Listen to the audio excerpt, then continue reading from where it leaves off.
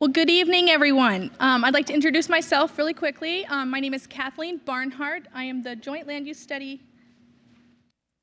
It is. I am the Joint Land Use Study Project Manager with Kitsap County. The JLUS is really a community-driven planning effort, so I'm very pleased to see you all here tonight. As you are aware, our preliminary draft is available on our website now. It's been on there since February 13th. Comments can be made online through March 18th, and this is just the preliminary draft. I would like to bring your attention, we have a few folks in the room. We have Mayor Lent with the City of Bremerton. Would you like to say a few words?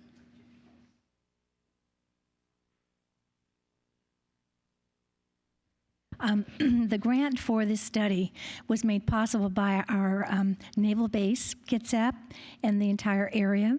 They were able to write a grant that included the county, all of our cities, and even Jefferson County.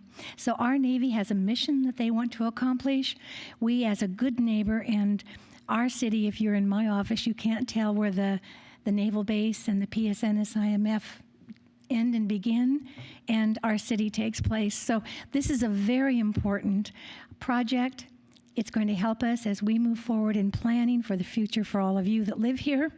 Your comments and online when you have an opportunity to make comments about how we're moving in the future is very important. So keeping that in mind, I'd like to welcome you all here. If you know your neighbors, friends, and family that aren't here, we encourage you to tell them to go online, take a look at what's being done on their behalf, as well as the mission of our Navy. Thank you.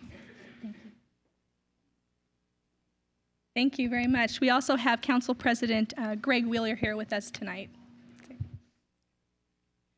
But now I'd like to introduce our consultant for this project, which is Makers, and Bob Bangford is the project lead on this, so I'll hand it over to him.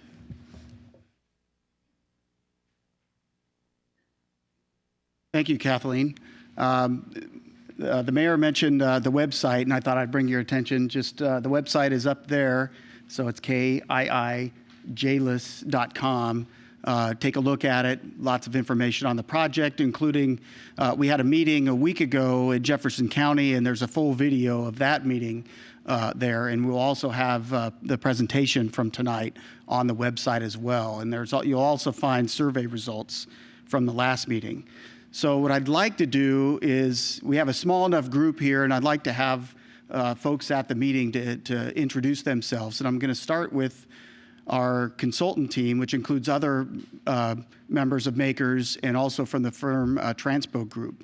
So I'll start with Joe Ming. Everybody kind of stand up and speak out loud, and we'll just introduce yourself. Hi, so my name is Joe Ming.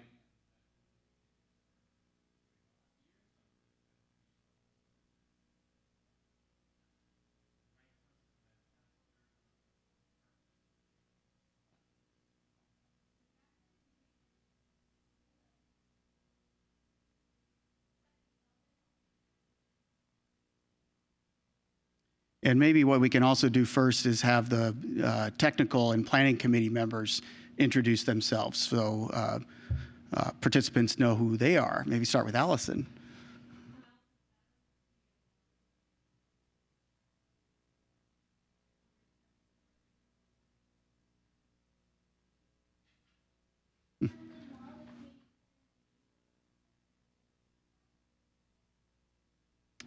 Okay, I think that's our committee members. And then maybe just we'll go around the rest of the room, starting in the front row. Just say who you are and what your interest is, or if you're a stakeholder, or maybe.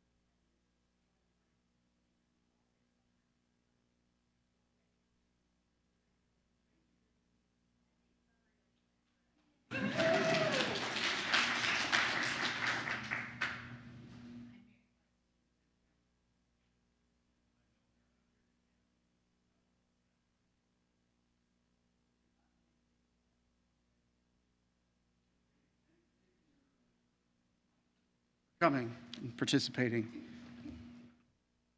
So again, I mentioned we held a meeting in Jefferson County since our study area covers a wide area. And what worked there really well is people interrupted us when we had questions, comments. So if you want to hold up your hand as we go through these things and ask questions or make a comment, I think we could do this. This is a small enough group here. So feel free to participate and stop us, because otherwise we might get a little boring. So as you know, there's a number of participants in here involved with this project. So Kitsap County, obviously, but also Jefferson County, obviously the city of Bremerton. We got Naval Base Kitsap and Naval Magazine Indian Island. And you've met part of our consultant team. I think we've heard a little bit about what this is, but I'll go through this quickly. Joint Land Use Study is JLIS is the acronym, and the point of it is a cooperative effort between the communities surrounding the Navy bases, and it's a cooperative land use effort involving both the jurisdictions and the installations. And the other part of this is not the first of its kind. More than, I believe, over 100 of these have been done over the last 30 years. So you could see all of these. There was one Fairchild. There was one done in the last 10 years out near Spokane.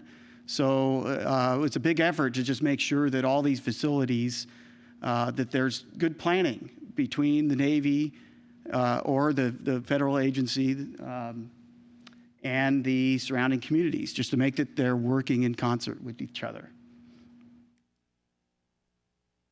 So the goals of this, again, emphasize the cooperative and proactive part of the effort, also encouraging compatibility between both the mission of the Navy and the communities around it with each other, to make sure that we reduce or minimize development and operational impacts and conflicts.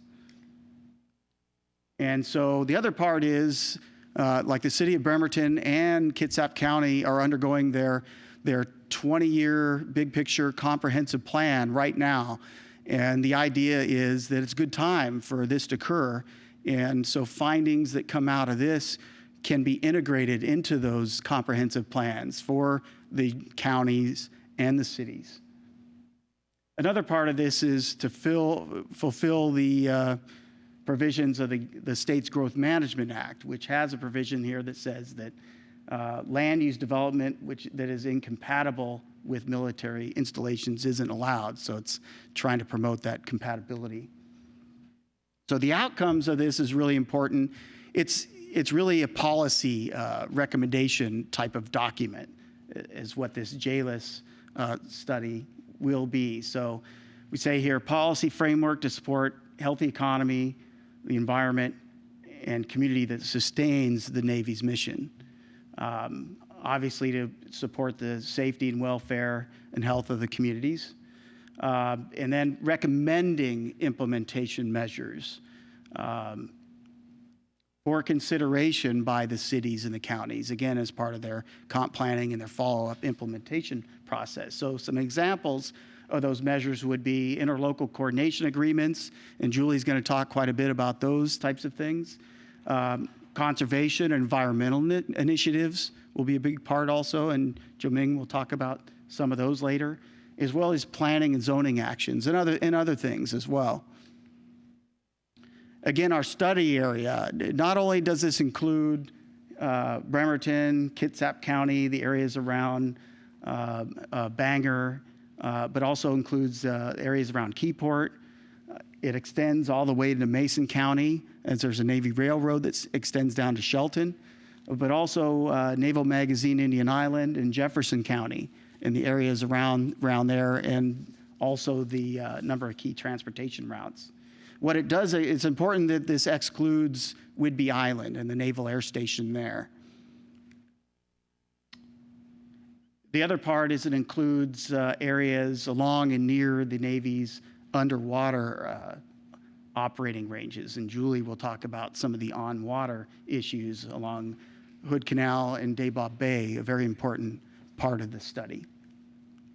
So you saw the schedule up there. I'm not going to go through this in detail, but a few key things I do want to point out as to where we've been and where we're going.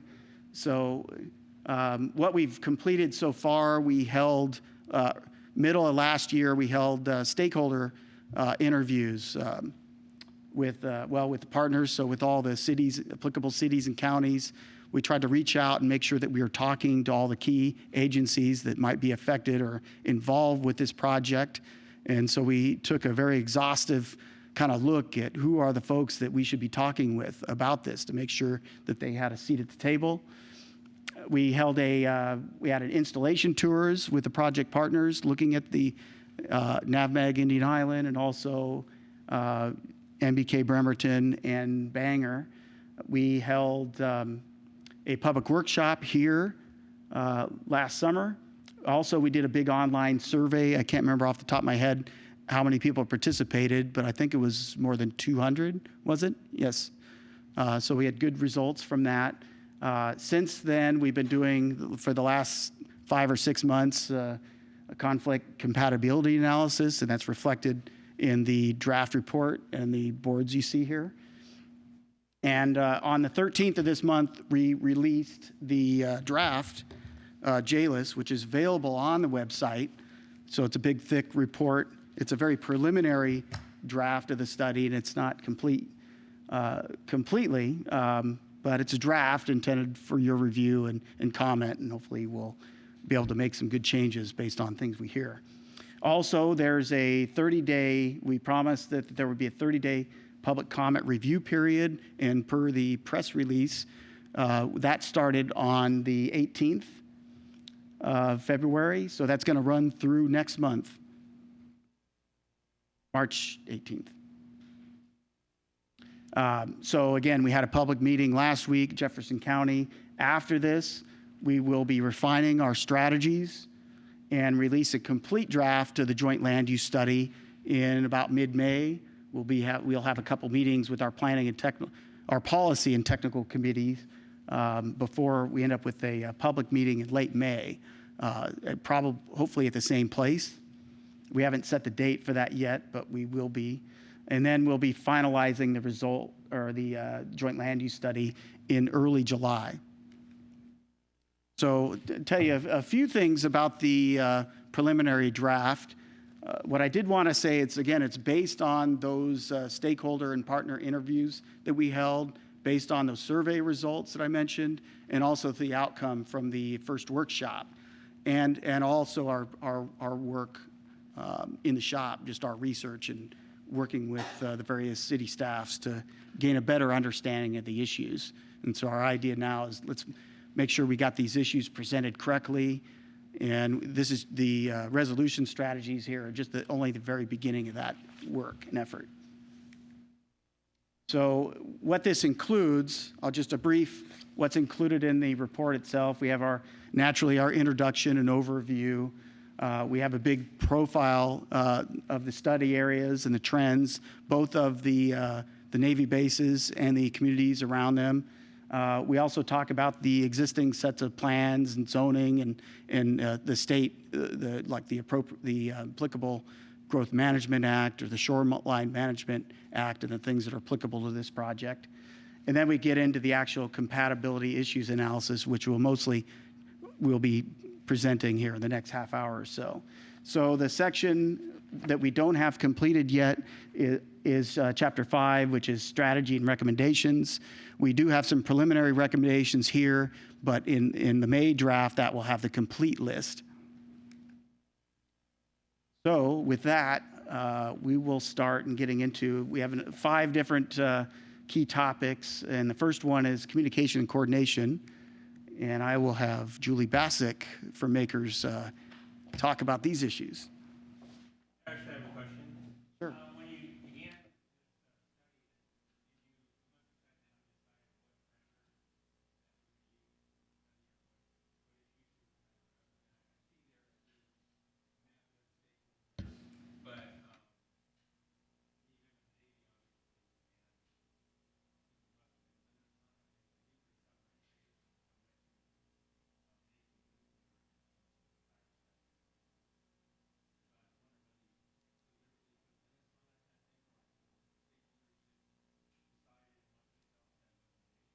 Yeah, so that's a great comment. Is that a good place for me to be and be microphone? Get on the mic? Okay. So actually the process to determine the issues, Bob said we've been at this since, I don't know, when did we start? May, June of last year. And so really that entire first whole section of the study was about identifying issues, and we did that in a number of ways. So we did it through our online survey where we had people answer a questionnaire and then identify issues. We had a huge list of issues that they could weigh in on and then offer some additional ones if we hadn't covered it. We did interviews with 20 or so stakeholders. More than that probably, that actually you are correct that we did interview the military bases, but that was 2 of the 20. So the rest of the time we were talking with the jurisdictions, with the tribal governments, and with public agencies, et cetera. So we tried to get a decent cross-section there. And then, of course, at the first round of community meetings, both here and up in Jefferson County, the whole purpose of that first round of meetings was to, like this, where we're showing our first draft strategies and having people comment. Those meetings were about, here's our first draft issues, what did we miss, what should we add here? So that's the process of, there wasn't any constraints. It was all about what we learned in that first step. But it's not too late. So if you're here tonight and you think we missed an issue that should be addressed, that's a perfect time to let us know. Yeah.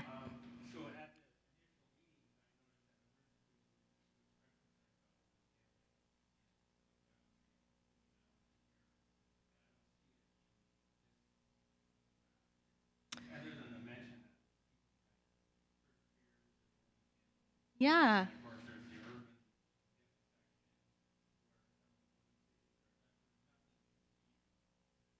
So sure, okay, so the comment would be we should get in more depth about those issues, correct?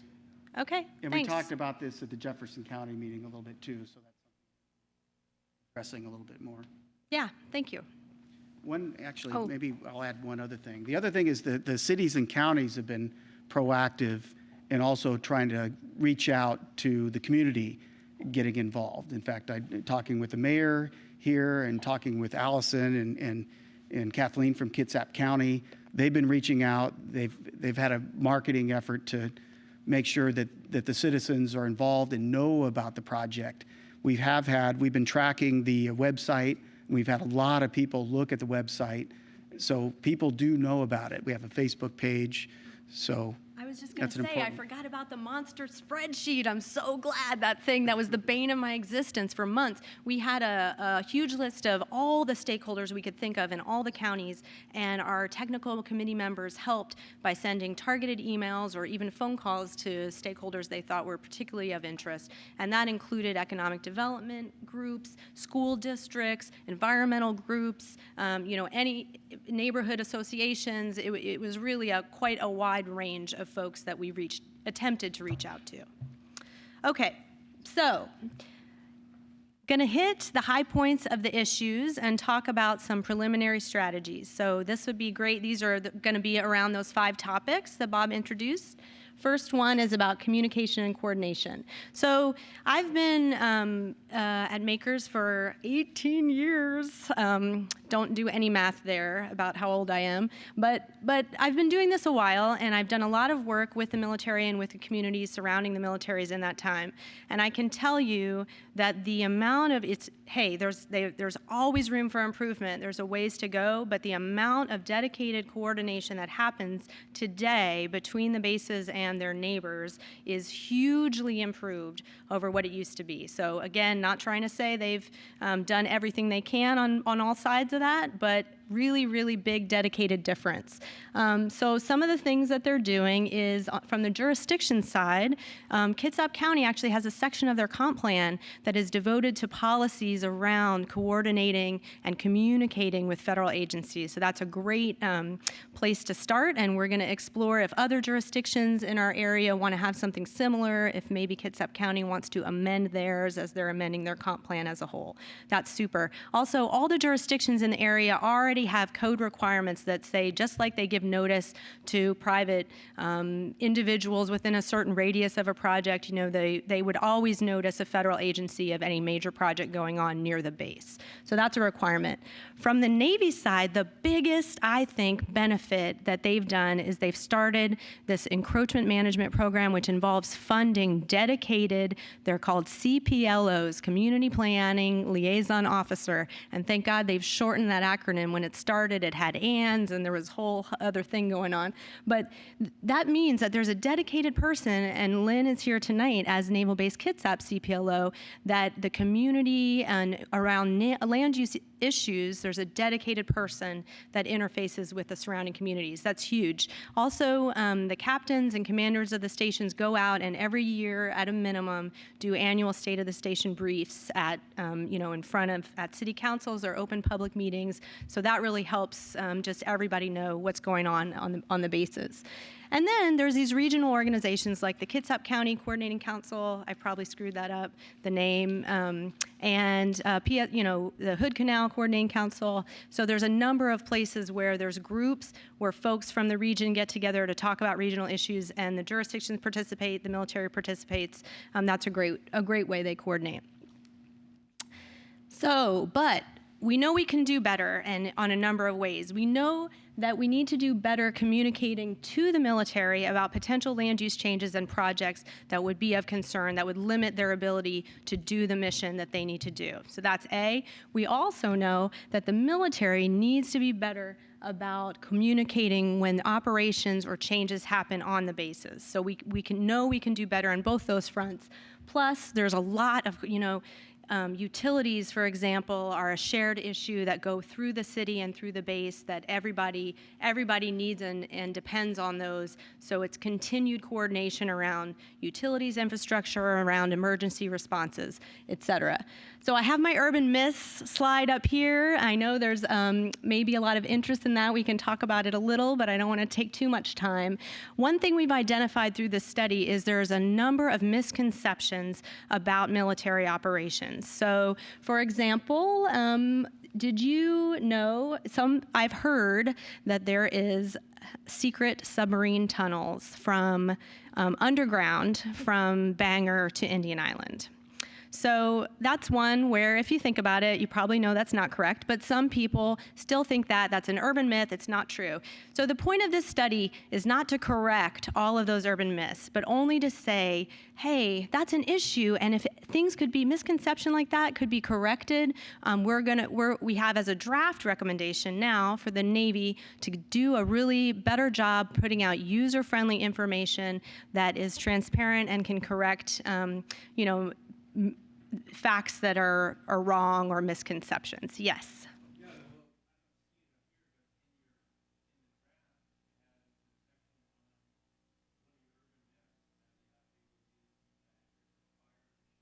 Yeah.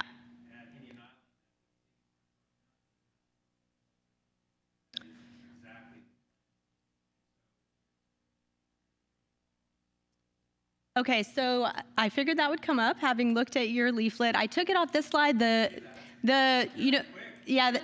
Actually, it was off because we tailored this presentation. There's many differences between the one we had in Indian Island and the one we had here. So the ones about Indian Island, I tried to make these more about Bremerton. For example, the copy you have doesn't have the urban myth that the Navy plans to condemn properties along Gregory Way to create a buffer zone. So that's an urban myth, and I know there's some Gregory Way homeowners in the audience. There are no current plans to do that, and you know. So anyway, the recommendation now is generally for the Navy to try to catalog those things and where they can have user-friendly information to address them. Okay? So here's some strategies we recommend for communication, and this is a very shortened list of the long list that we have in the report, and there's a good summary of it on that board right there in the communication section. So orange, if you guys haven't figured this out, orange boards are issues, green boards are potential strategies. So obviously continue to do what you're doing. One of the things that happens at government and in the Navy is the folks transition out, or they retire, or they move on. So we want to make sure that even if Lynn isn't here as the great CPLO, that somebody on the Navy is committed to doing that coordination and it's dedicated. Consider updating comp plans to reinforce jurisdiction coordination with the military, and then a number of other changes here, including the Navy developing a communication plan to provide user-friendly info to bus smiths and provide information, et cetera. Okay, for time's sake, I'm going to keep it moving. Any questions on communication before I go? Yes.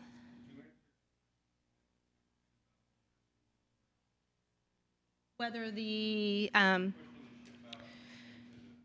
so the question is, in case anyone didn't hear, is my understanding that is an urban myth that the Navy does not have a plan to, if there was a fire at the pier, to push a ship out to in the bay, to Port Townsend. That's my understanding. I was told that is an urban myth.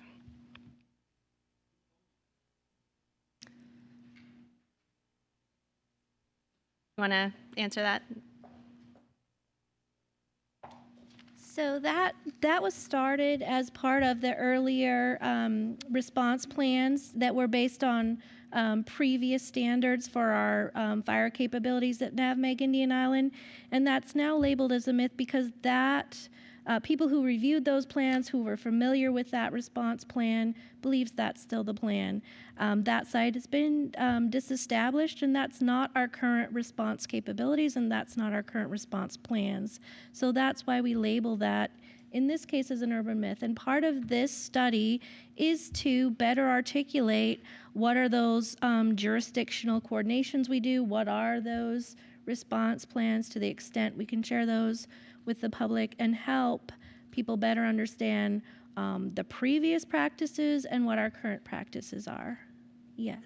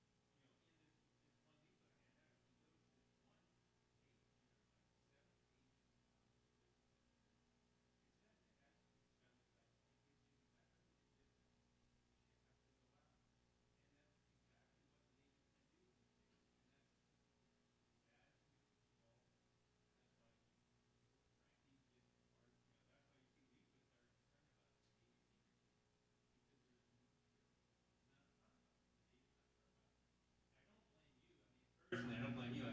No. feeling this is higher up. No, I think, Glenn, I think the point here, though, is to the extent we can clarify those issues where people have raised concerns, and you're reiterating the importance of more articulation of what happens. Part of the issue is there are a number of policies that were adopted both at Jefferson County with their emergency response and ours. So when we look at documents, I mean, we need to make sure they're current and people understand. And I hear what you're saying is this is a classic example of why we propose this study. There's a lot of misinformation and misunderstanding out there, and we are working to the extent we can to clear that up through this study. There is still going to be those areas, and you're probably not going to like it. You know, it's going to have that uncomfortable because there are very legitimate classified information. There's very legitimate controlled information that's not going to be released through this study. So while it's more transparent than we've probably ever been, it's still probably not going to be to the level of information that you would like to see, that your group has requested. However, what we are sharing is those issues with the jurisdictions so they understand for planning, residential densities, school locations, all of those things where we can share information and address them. But at the end of the day, we have our requirements for what we can and can't release. And I do hear your concerns about that, and that's part of, you know, where we share urban misits in that. I think a lot of this is, you know, some of the message in your pamphlet is how we're characterizing issues, and we want to make sure we characterize those correctly. And so we'll look at, you know, where we can share more information. But the point tonight is, as you've said, what are those issues that the community is really concerned about? And to the extent we can share information, we will. Hey.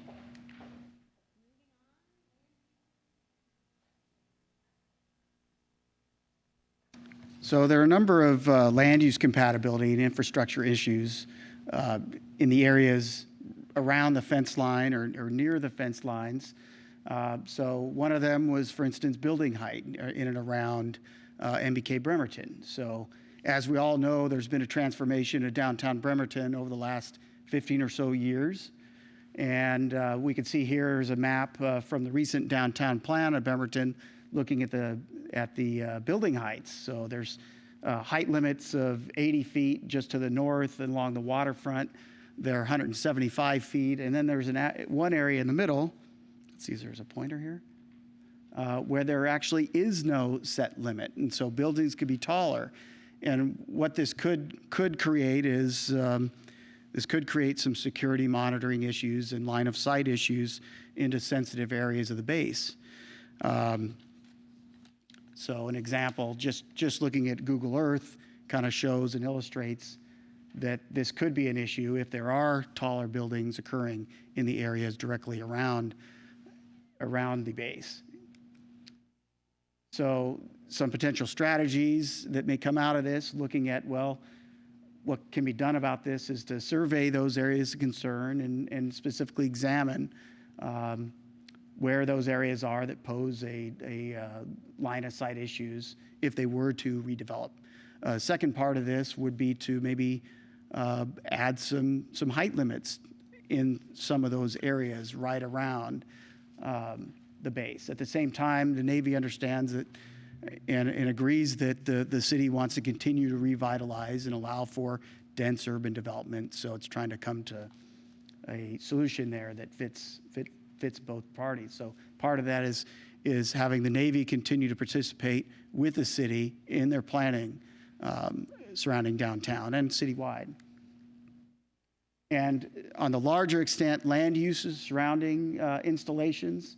So again, increases in the intensity of development around the installation has the opportunity to increase conflicts with neighbors. So some things, some factors here could be accommodating new missions, security requirements, things like environmental protection regulations, and parking, obviously, to most Bremerton folks here understand some of the parking issues.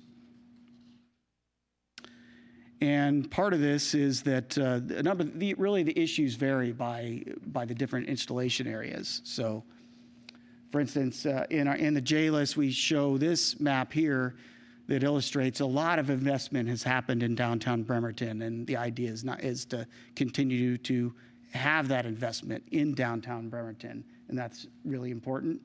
But as you can see from here, there's still lots of surface parking areas and types of lots that can be redeveloped. So planning in concert with each other is really important. Looking at the rest of the area around MBK Bremerton, largely the area between downtown and Charleston's is lower intensity single family that's not likely to change.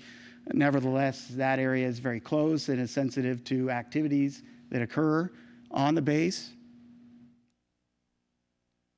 Going through some other areas, the northern end of Bangor, the community of Vinland is just to the north. And while that's a rural area, is also unlikely to change very much. They're heavily impacted by some of the traffic of the waterfront activity that's going on around the bases. And so there's some sensitivity there and a need to continue to coordinate with Navy and the community. To a lesser extent at Keyport, the community's right there next to Keyport, but because the level of activities they're mostly enclosed and modest in terms of scale, so there haven't really been any big issues there at Keyport.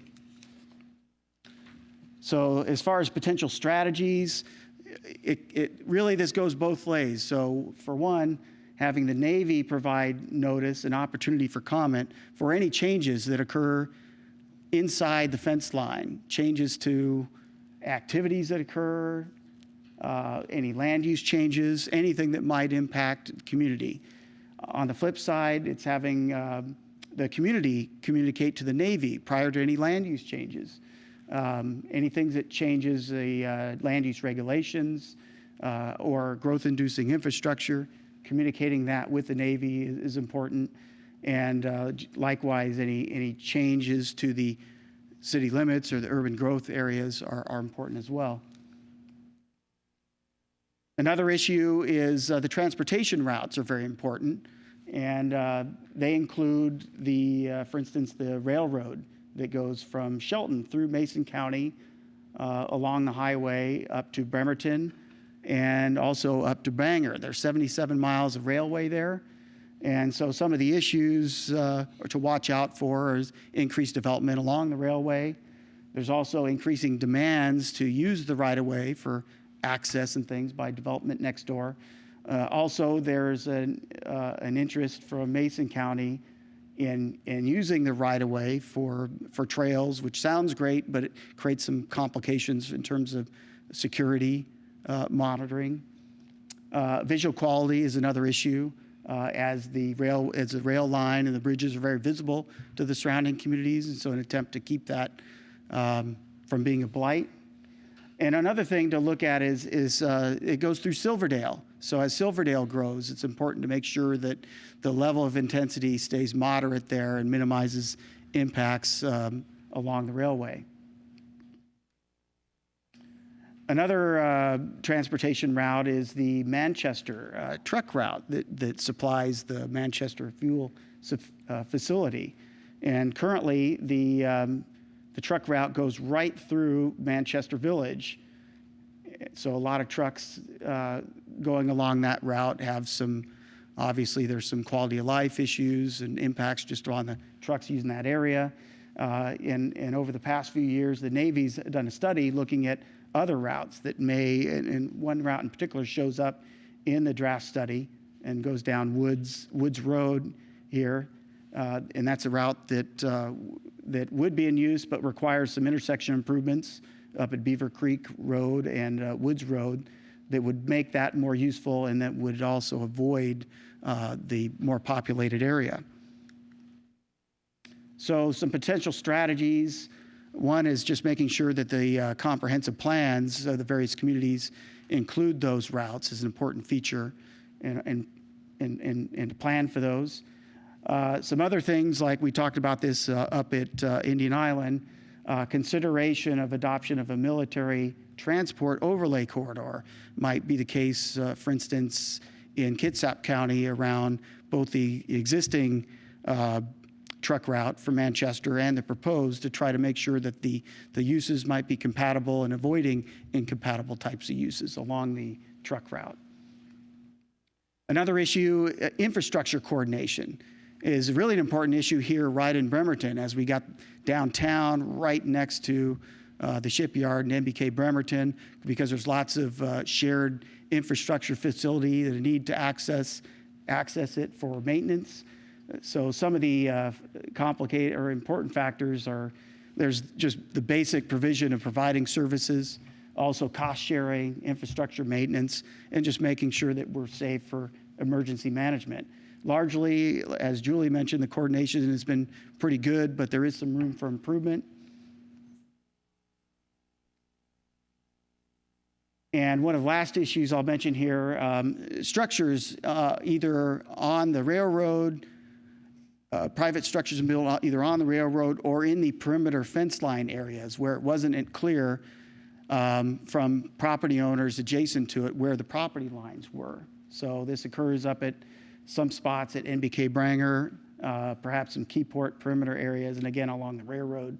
And some strategies for that are things like real estate disclosure statements, just making sure that new properties understand where the property lines are, and a number of actions we list in the report for that would actively address the encroachment issue. So with that, we'll move back to Julie to talk about some of the on-water issues. Okay, nobody wants to grill Bob like he grilled me? Come on. Fair is fair. Just kidding. I'm going to pick it up a little bit. I feel like we're needing to go a little faster. You guys, please raise your hands if you have any questions. So this is a really interesting section. It's about on-water and shoreline activities.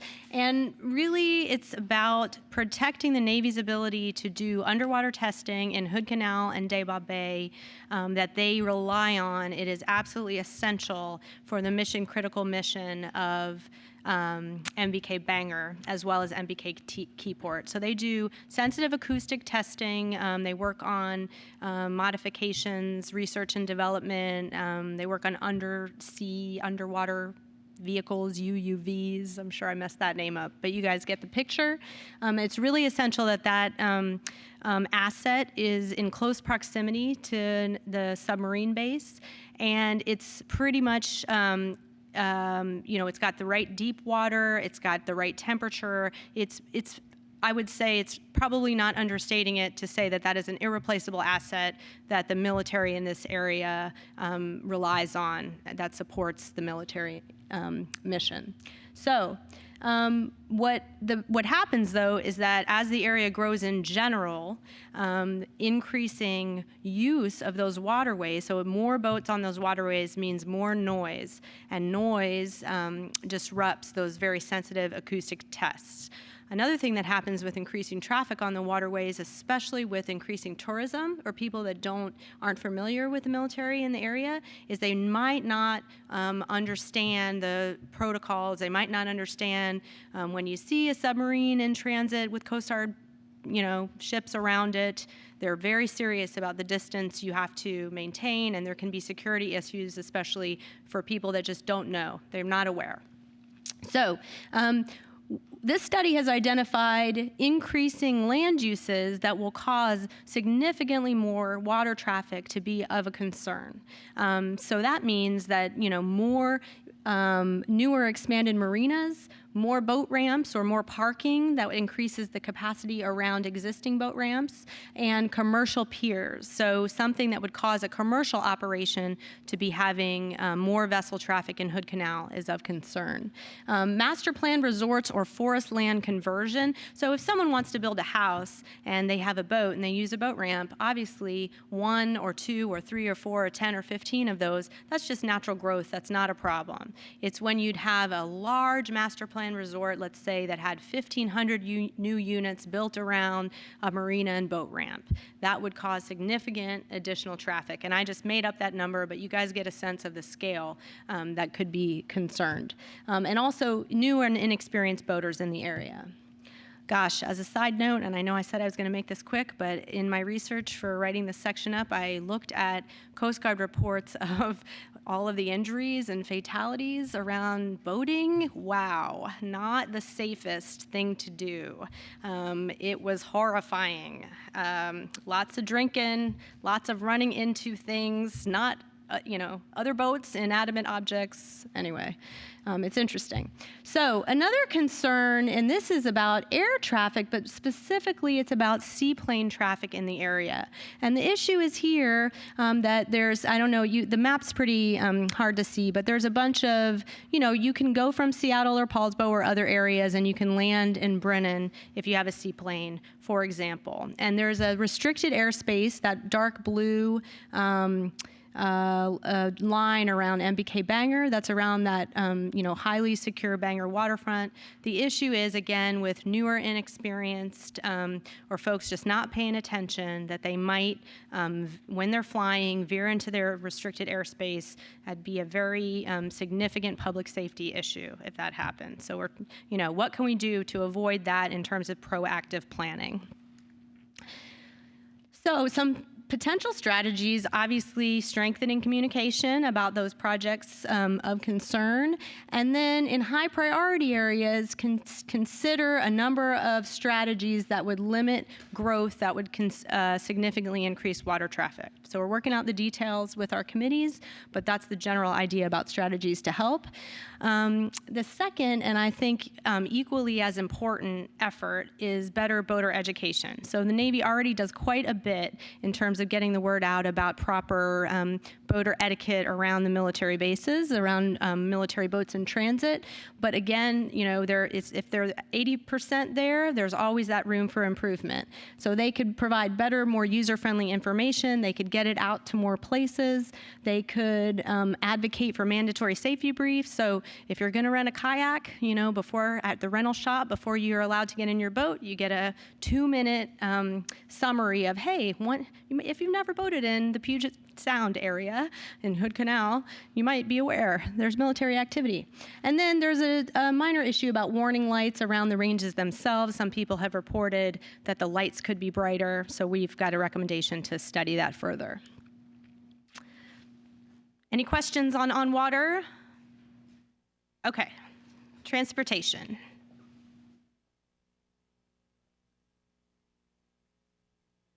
So I'm going to talk briefly about some of the transportation, the vehicular, pedestrian, the surface side of the equation. As Bob mentioned, it's a very, very vast study area that was included, and so what I'm going to focus on today is really kind of the Kitsap County area. We talked about Jefferson County previously.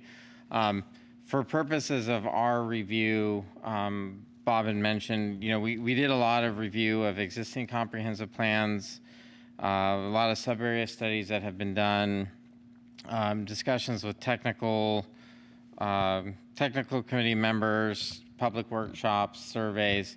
All of that information was utilized to kind of identify our core issues that we've addressed. I've listed the ones that I'm going to touch on tonight. There's obviously more information in the report itself, and will be available after the presentation to talk through some of the specifics. If you've got issues or concerns that have not been noted, we'll certainly talk through that tonight. So in regards to kind of the area around MBK Bremerton, I'm going to talk about each one of these things specifically. But really, the downtown area, the Charleston Boulevard corridor, kind of in the area around the Charleston Gate, the SR3-304 interchange, which most folks probably have experienced if you're commuting in and around the area, around the shipyard times and or regular commute times. The SR3, SR16 interchange, the Gorst area, which has been studied prior. And then I'm going to touch a little bit on the Hood Canal Bridge and that some of the issues that we identified there and considerations moving forward. So with regard to downtown Bremerton, for the most part, I think if you've been around the shipyard egress times, this is probably not shocking to anybody, but I would be interested if there's things that we have missed in this. Some of the things we identified, obviously, and Bob mentioned this, is there's a large amount of surface parking that's in the downtown area that's currently used by businesses, retail, office, to some extent employees of the shipyard. There's with that amount of parking and with the growth, both economic growth within the city itself and changes in staffing at the shipyard, either up or down, there's impacts to the parking supply and demand, which folks will experience both from a retail perspective, office perspective, and then ultimately what you get around the shipyard times is the exodus of employees and the dense pedestrian activity that you get in the local area for for a short duration of time. But what is experienced is pretty intense, albeit short. Everybody can remember it and experiences it. I know that's a major focus of the city's upcoming transportation plan, comprehensive plan.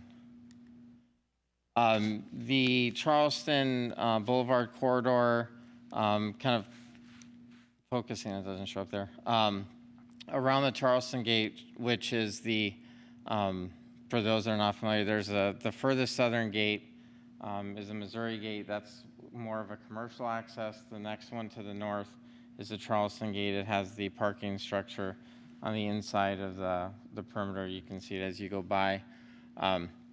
Certainly the gates, whether you're talking about the Charleston Gate, the Naval Gate, any of those vehicle gates, the capacity of the gate and the activity at the gate has a big impact on circulation in and around the base. So depending on the level of screening that is done at the gate, it has a big impact on how many vehicles can get processed through the gate, and that has an impact on the adjacent street. So as we looked at the plan, and as the city looks ahead at the transportation plan, understanding the dynamics of those gates and future plans at those gates is very important to developing a transportation system that, to the best it can, accommodate some of the ebbs and flows and what you see at those gate activities. I'm going to skip that next. Well, I guess the second bullet is within the base itself, they have a local circulation system, roadway capacity, that the Navy has to manage as well. And to the extent that issues occur inside that spill back into the city street, those need to be a focus of the Navy, so that can be any of those impacts be avoided to the degree practical. I'm going to kind of jump to the 304 interchange. That's been a major focus for a while now. There's WashDOT's currently going through a study of that interchange. There's been a couple of different public meetings and some draft recommendations, findings, improvement ideas that have been published, looking both at short-term and long-term improvements. Short-term improvements primarily focused on some restriping and some minor widening to prioritize some HOV modes. Again, both of those with the intent of adding capacity to avoid some of the gridlock and congestion that's observed there on a regular basis. And then the long-term improvements focus on more of the widening on 3 south of the interchange, kind of up to Gorse, that have additional widening, more of an additive improvement to the short term. So it's more of a phase 1, phase 2 almost is how you could consider it. So that study is ongoing.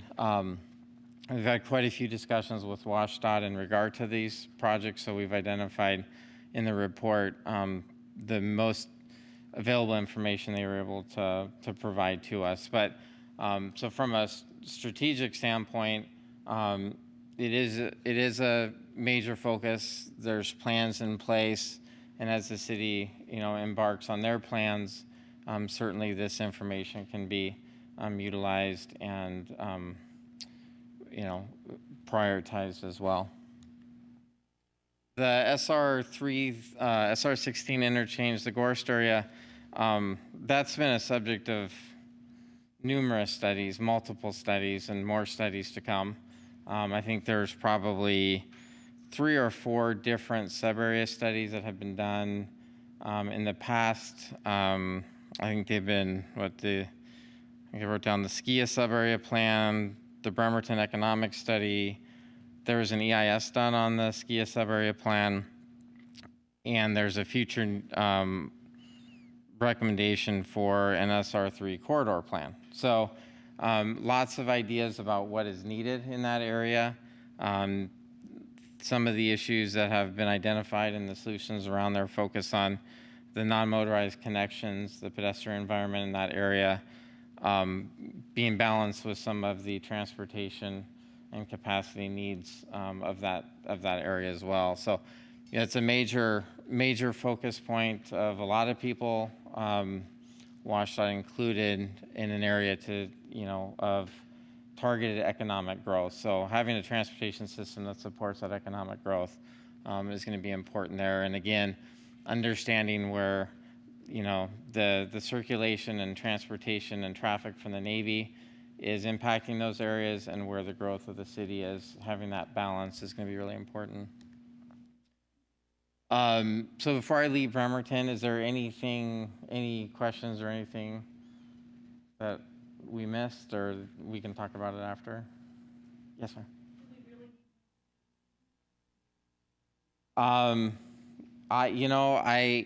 It depends. I think the studies that have been done in the past really focus on the interchange itself, similar to some of the bigger picture. The corridor plans themselves, depending on how it's done, can oftentimes get into more specifics around streetscape,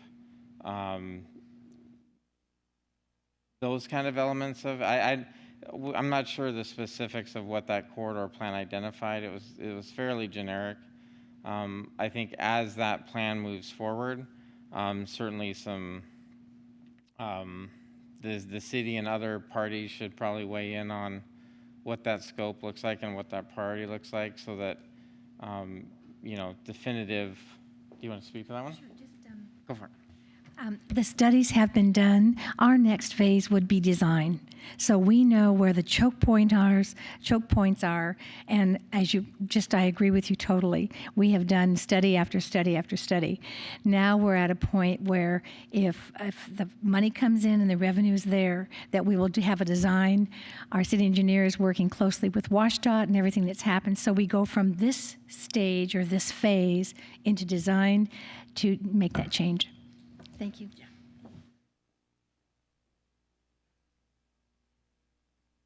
So is that good? Moving on. Okay. So for Hood Canal, we did quite a bit of communication with WashDOT.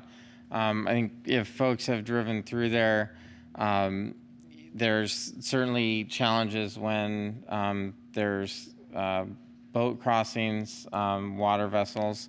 Some of the delays you can see here. Some of the information we have, on average, about 32 openings per month, and the average opening is around 21 minutes. Those openings are dictated depending on the time of the year and the time of day. For personal watercraft, Navy vessels and commercial have priorities and less restrictions during that time period, but they do try and limit the crossings during the PM peak hour. But some of the studies that were done certainly have identified, when you go out to 2030, there's capacity issues kind of in the area related to that bridge. So as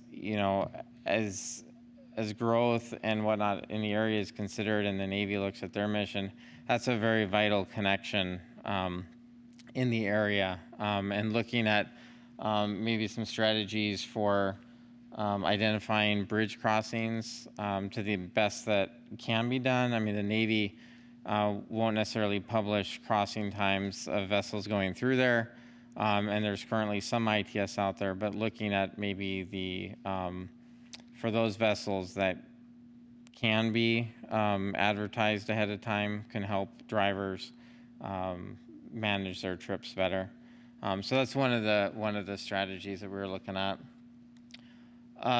We've got some preliminary strategies here as we work through the issues, confirm the issues. We'll be looking at the strategies further. Some of the items that I've mentioned, and these are somewhat repeat, is I think coordinated approach on the infrastructure. So as the city is working through the comprehensive plan, understanding the growth of personnel at the bases and what kind of improvements they may or may not be targeting would be helpful.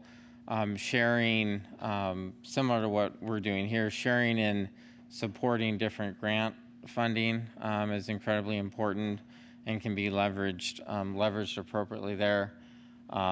There's a lot of infrastructure, whether it's the Canal Bridge or Portage Bay Bridge. Just the infrastructure, there's limited infrastructure, not a lot of redundancy in some of these facilities. And so regular inspections and ongoing maintenance is very important to upkeep that. And then, certainly with all entities, whether it's the Navy, whether it's other big businesses, encouraging those alternate modes of transportation, whether it's transit, very active transportation management programs and commute trip reduction, similar to like the worker driver bus program that the Navy runs now, utilizing those. If you can't build necessarily our way out of supply issues, we can certainly do our best to manage the demand side. It's a lot cheaper to manage the demand than it is to ever build a new facility. So, as the plans are set and programs are looked at, that's a priority that we intend to stress and have identified in the plan thus far. So that's it for transportation. That was quick. Everybody get it all? All right.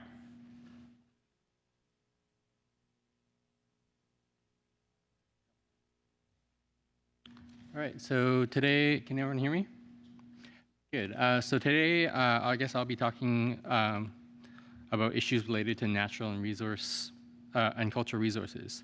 So these include those listed right there. So environmental regulations, environmental impacts of the Navy, open space and resource lands preservation, as well as tribal and cultural resources.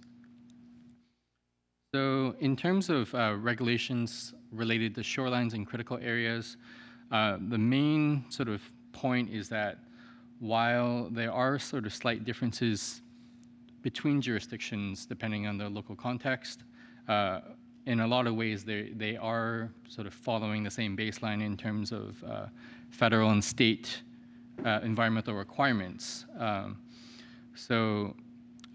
With regards to the Navy, while it's not subject to the state regulations per se, they do have to follow very stringent sort of federal environmental regulations, and in a lot of cases, these often meet or exceed the regulations at a local level. And in cases where they don't, there are also federal policies that guide the Navy to sort of follow the state level of regulations. So one example is stormwater, where the Navy sort of voluntarily follows the Stormwater Management Manual for Western Washington. So in terms of the environmental impact of the Navy, so from an online survey that was done sort of earlier in this process for this JLIS, we received a lot of comments about sort of what people perceive as the environmental impact of the Navy on the sort of surrounding local cities and counties. And a lot of the impacts sort of date back to the 1970s, when we didn't really have the sort of sciences and regulations to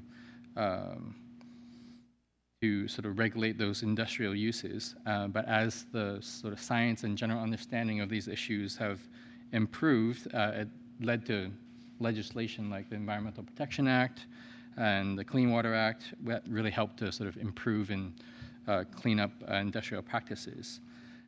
In some cases, it has sort of led to some polluted sites that were sort of remnants from sort of these earlier historical practices. And while there are sort of Superfund sites on Navy property, they all do have remediation plans and are on the way to recovery. So in fact, in 2005, a naval magazine, Indian Island, was actually one of the first to be removed from that list. So on the right-hand side, there's a bunch of sort of restoration and enhancement projects that the Navy has sort of spearheaded, and you can find a lot more details in the report that you can download online. So in terms of open space and resource lands, the issue is twofold. So the first part relates to sort of retaining ecological function of a lot of these lands, and the second part is related to the issues regarding on-water activities, which are covered by a lot of the discussion that Julie went through. So I'm not going to get into a lot of detail about that. But basically, jurisdictions and the Navy have a sort of mutual interest in protecting these natural areas, and they have programs in place to work towards these preservation goals.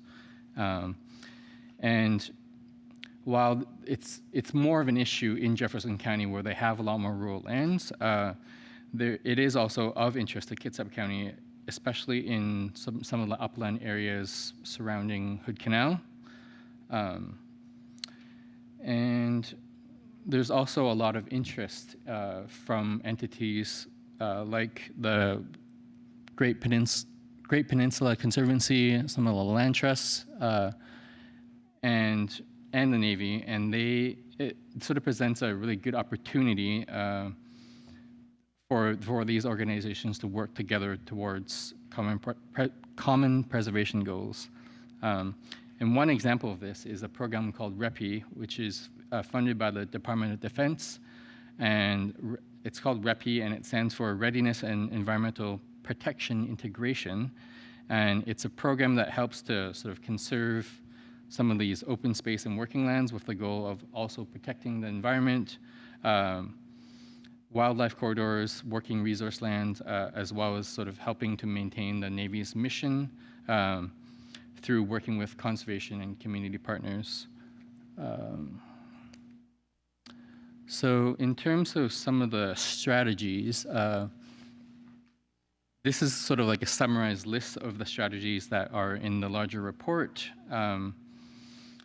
And I guess to sort of summarize, one of the main ones is to sort of look at planning in a sort of joint manner. So a lot of the jurisdictions already do this, and one way that, maybe one thing that could happen is that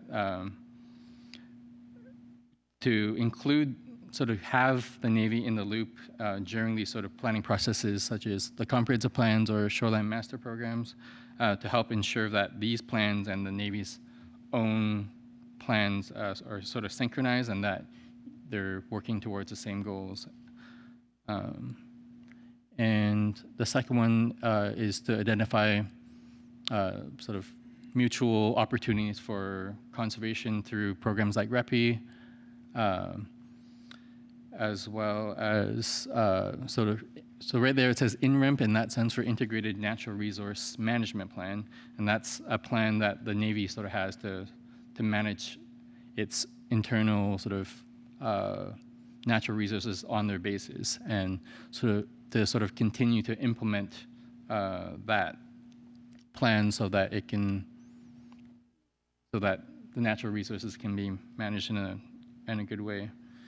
And then also just for the Navy to sort of continue promoting its sort of environmental successes in order to build community trust.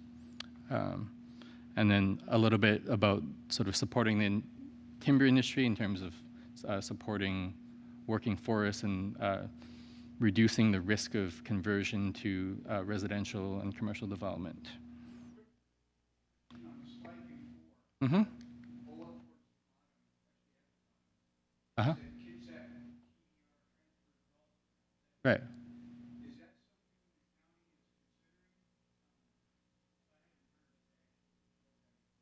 Right. You want to talk to that, Kathleen? Or?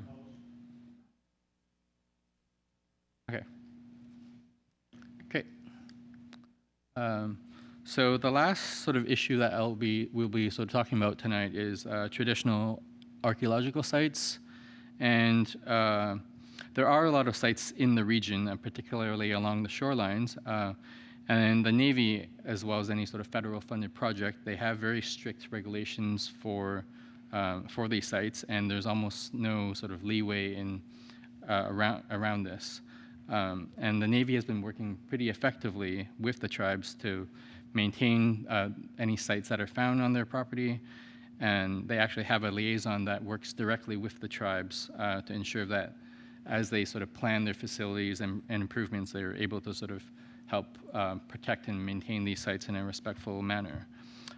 So on the sort of flip side, private projects don't really have the same restrictions, and there is a risk there of sort of disturbing significant sites. And Kitsap County and Bremerton sort of address this by sort of flagging proposals for review with the flagging proposals for review by the appropriate tribe when they get development proposals in certain locations, or if it falls under sort of certain kinds of uses. And while this process has been working adequately, the tribes have sort of expressed an interest in sort of a more nuanced sort of approach to receiving permits for development of concern from these jurisdictions, so that they don't get overwhelmed with like a large number of proposals, but they are really able to sort of target the ones that are of interest to them. Then, yeah, so I think in terms of some strategies regarding archaeological sites, one of them is to sort of sync up the state's data with the tribe's data on known archaeological sites, because the state's data is what the counties and cities sort of refer to when they are trying to figure out if a development proposal is of concern. So having those sort of be synchronized is one strategy that would sort of help reduce any issues that happen. And to sort of just collaborate on sort of notification processes that are currently happening so that everyone gets ample notice for developments that are coming down the pipeline. And also just to continue the good work that's sort of happening already in terms of how the Navy and the tribes and the jurisdictions work together. Yeah, so I'm going to pass it back to Bob. Wrap up. Yes, thank you, everybody. I wanted to see if there were any final.